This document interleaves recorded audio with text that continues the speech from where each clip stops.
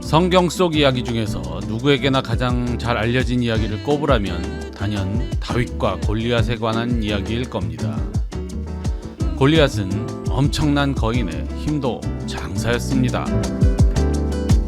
거기에 각종 무기들도 잘 다루고 또 방패까지 갖춘 완벽한 장수였습니다. 반면에 다윗은 싸움을 하기에는 아직 어리고 무기는커녕 갑옷조차 맞지 않는 양치는 소년에 불과했죠. 그런데 어떻게 다윗이 골리앗을 쓰러뜨렸을까요? 잘 알려진 것처럼 그 방법은 돌팔매였습니다. 돌에 특수한 장치가 있었던 것도 아니고 다윗의 팔힘이 엄청난 것도 아니었죠. 다만 골리앗은 자신의 힘을 믿고 가까이에서 싸우려고 달려왔고, 다윗은 그런 골리앗에게 멀리서 날아가는 돌이 훨씬 효과적일 것을 아는 지혜가 있었던 것입니다. 자신의 힘으로 세상을 살려고 하는 우리들의 모습 속에 골리앗과 같은 미련함이 혹시 보이지는 않는지요? 약해 보이지만 우리를 사랑하는 하나님께 믿고 맡길 때 지혜로운 돌팔매로 승리를 얻을 수 있을 겁니다. 오늘의 더 삶은요, 정신병동에서 간호사로 일하시는 이주영님의 삶을 한번 들여다보려고 합니다. 우리와 더불어 사는 사람들의 모습을 통해서 내 삶의 빛을 한번 발견해 보시기 바랍니다.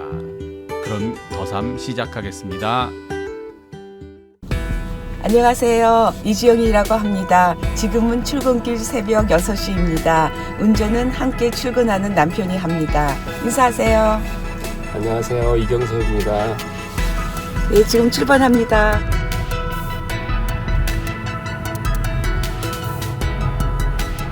제가 일하는 병원은 마운트 사이나이 헬스 시스템 중에 하나인 전에는 루즈벨트라고 불렸던 마운트 사이나이 웨스트입니다. 정신병동에서 한 8년째 일하고 있는 간호사입니다.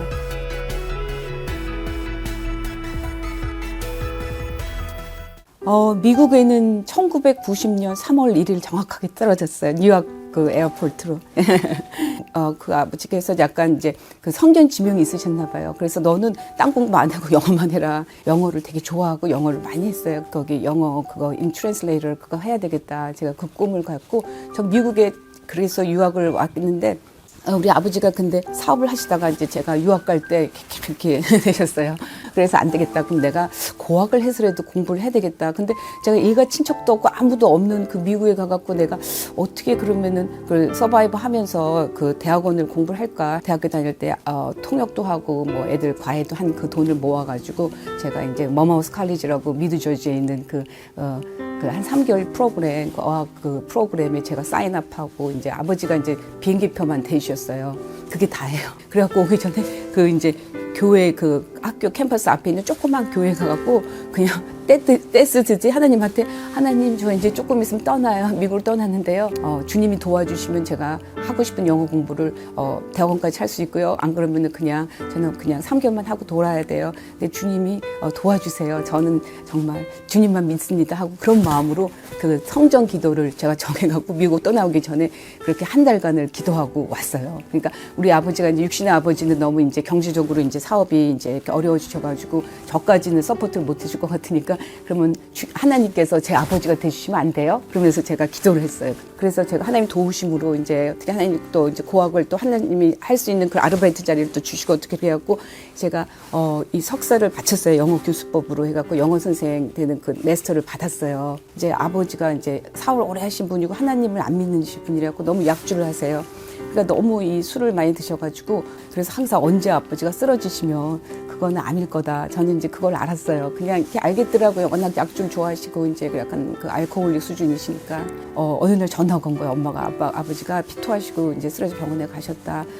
암 말기랜다. 이제 그래갖고 이제 간암이랑 이제 그런데 이제 위를 열어봤더니만 그게 이제 다 퍼져가지고 이제 다시 닫고, 네. 딱 닥터가 한 3개월 정도 생각하신다고 그러더라고요. 많이 사시면 3개월 정도 사신다고.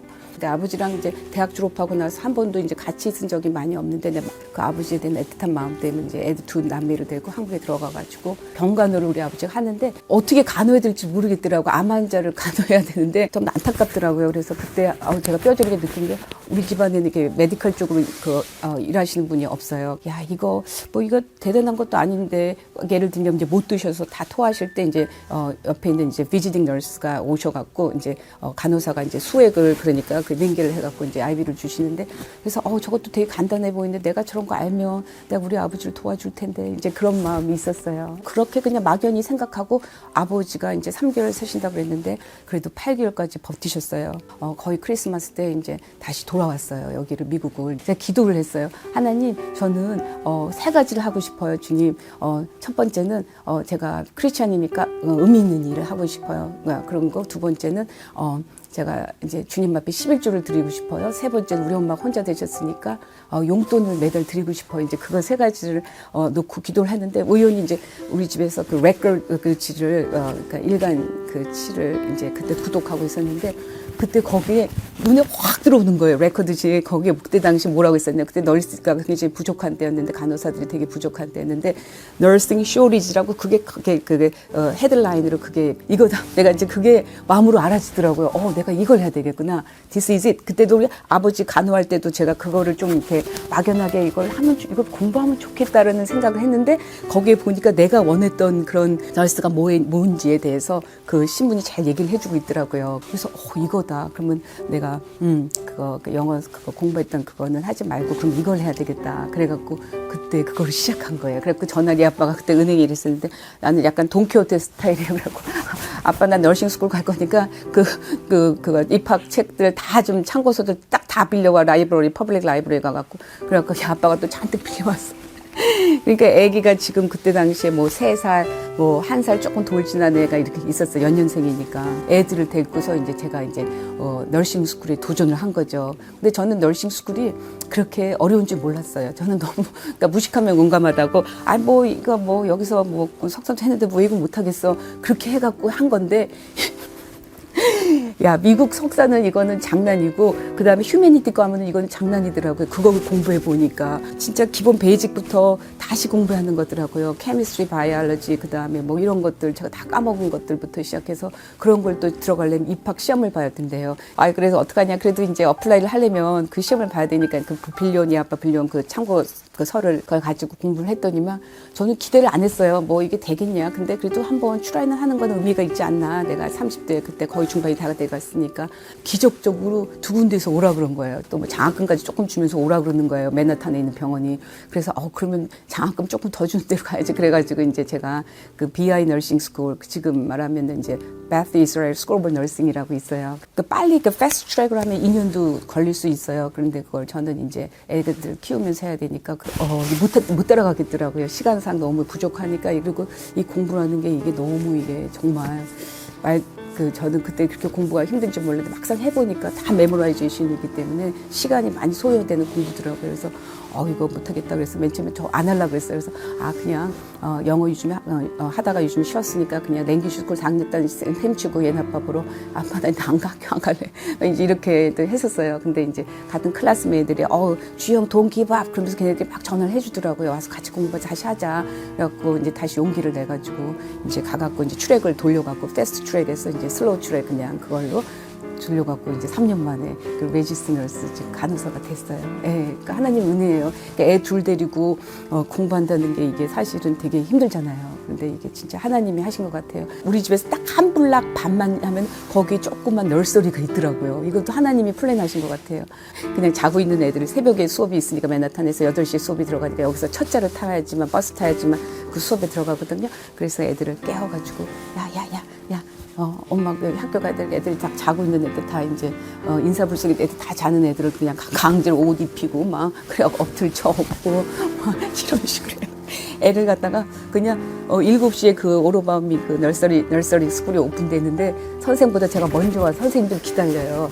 그래서 선생님들이 문을 딱 열면 애들을 그냥 던지는 식으로 던지고 막 도망가. 애들이 또 엄마 울까봐 또 뒤돌아보면 또 이제 서로 이제 그러니까 매일마다 명화 한 장씩 아침에 찍고 이제 또 학교 가서 또 이렇게 또 막 허겁지겁 또 뛰어가서 수업에 늦으면 또 안 되니까 굉장히 또 스트릭하더라고요. 너싱 프로그램이. 그래갖고 그래서 하나님의 은혜로 공부를 했습니다. 처음에는 그 일반 내과 병동에 있었어요. 그러니까 그것도 밤 근무를 하고 있었어요. 제가 밤 일을 하니까 밤에 나이 시프트 너스를 하니까 잠을 못 자요. 거의 제가 8년 동안 잠을 잔 적이 없어요. 6시간 푹 잔 적이 없어요. 우울증 같이도 이렇게 약간 온 것 같아요. 잠을 못 자니까. 그러니까. 그래서 우울증 같은 것도 오고, 그 다음에 애들이 그때 티네이저들로 막 자라고 그럴 때 보니까 제가 내가 하나님 믿는 사람이라고 그러는데 제가 너무 마음이 강팍해져서 큰애가 조금 남자인데 걔가 굉장히 레이백 스타일이니까 공부 같은 거를 좀 열심히 안 하고 숙제도 안 해가고 막 이제 이러니까 막 앵거가 생기는 거예요, 제가. 그래서 어떤 앵겨가 생기니까 야, 내가 너희들 때문에 아빠랑 엄마가 미국에 남았는데, 그러니까 너무 티피컬 이제 이민자들 그런 마인드를 갖고 있더라고요. 제가 그걸 몰랐었는데 지금 생각해 보니까. 그래갖고 야, 엄마가 이렇게 밤일을 하면서 이렇게 일을 하는데 너는 숙제도 안 해가? 막 그러면서 막 이제 그래서 큰애를 너무 제가 막 애를 한마디로 잡는 거죠. 그러니까 그렇게 하고 또 남편인 관계도, 왜냐하면 잠을 못 자니까 굉장히 예민해요. 하루에 한 4시간 정도 자니까 참 너무 예민하니까 별것도 아닌 것 같고 항상 이렇게 남편이랑도 이렇게 부딪혀요. 내가 이런 생각이 들었어요. 왜 이 남자를 만나서 내가 한국에 남아 있었으면 좀 이렇게 미국의 꿈이 없는 남자를 만났으면 제가 여기 미국에 와서 왜 이렇게 사서 고생인지 내가 모르겠다. 그러니까 제가 한국에 들어가자마자 첫 선박으로 결혼한 남자거든. 그러니까 내가 성격이 급하니까 그것도 그냥 빨리 좋다고 해서 그냥 결혼한 그거에 대한 막 회의 그러니까 그거에 대한 과거에 대한 너무 이제 그거에 너무 후회 막심 이런 생각이 드니까 막 우울해지는 거예요. 그래서 그리고 막 제가 너무 우울해하고 이럴 때였는데 또 이런 일대로 너무 힘들고 막 피지컬리도 굉장히 디맨드하고 이러니까 그래갖고 하나님 어떡합니까 막 그래서 기도를 하고 있었고, 이제 막 애들은 또 내 마음대로 되는 게 아니라는 걸 뼈저리 이렇게 느껴지는 거예요. 점점 자라면서 티네이저. 그래서 이제 나도 이제 여기 이민자들 엄마들 같이 이제 우리 애들도 잘 좋은 학교 가고 이제 그런 생각을 했었나 봐요, 그때는. 근데 하나님이 내려서 하나님 너무 여기 힘들어요. 어떡하나요? 그런데 하나님은 우연히 거기 디탁스라 그래요. 그 에딕션 인스티튜트, 거기 이제 정신병동 산하에 있는 그 에딕션 인스티튜트에 사람이 한 사람 널스가 하나 나갔다고 리타일했다고 그 구한다는 소문을 제가 들었어요. 근데 다행히 그 널스 매니저랑 제가 친해요. 그래갖고 그때 그 홀웨이에서 만나가지고 야, 너 거기 너네 그게 하는데 자리 하나 포지션 어베일러블 하다며 그러니까 있다고 그러더라고. 그래서 야, 내가 가면 안 되니? 그러니까 no problem, 너가 오래요. 그래갖고 이제 그래서 자연스럽게 하나님 그거를 또 이렇게 그 정신으로 저를 보내주셨어요. 근데 그 에딕션에 가면은 꼭 마약 중독자들 온갖 영화 배우도 오고 잘 나가는 TV 스타들도 오고 변호사들도 오고 막 대학 교수들 막 그런 애들도 막 오고, 물론 이렇게 홈리스 피플도 많이 오는데 그런 사람이 오는데 똑같은 그런 세팅인데 또 그 위층에는 뭐가 있었냐면 정신병동이 있었어요. 그래갖고 그걸 갖다가 에딕션에 간 사람은 그걸 갖다가 두 군데를 같이 일을 해야 되는 그런 상황이 이제 벌어졌는데, 제가 그래서 그때 당시에는 그 병원이 어디 있었었냐면은 지금 미드타운이 아니었고 그 콜롬비아 캠퍼스 바로 앞에 있는 그 샌룩스 하스피드라는 그런 병원에서 제가 이제 있었었는데, 거기에서 이제 콜롬비아 애들 학생들이 오는 거예요. 언더 애들, 박사 과정에 있는 애들, 컴퓨터 사이언스 하는 그 마스터 프로그램 애들들이 막 와요. 줄리엇 애들도. 하나님이 그러니까 어떤 느낌이냐면은 스크루지 영감한테 그 잠이 들었는데 그걸 막 보여주잖아요. 그 천사들을 통해서 너의 앞이 미래가 네가 죽으면 이런 일이 일어날 거다. 아무도 너를 슬퍼하지 않고.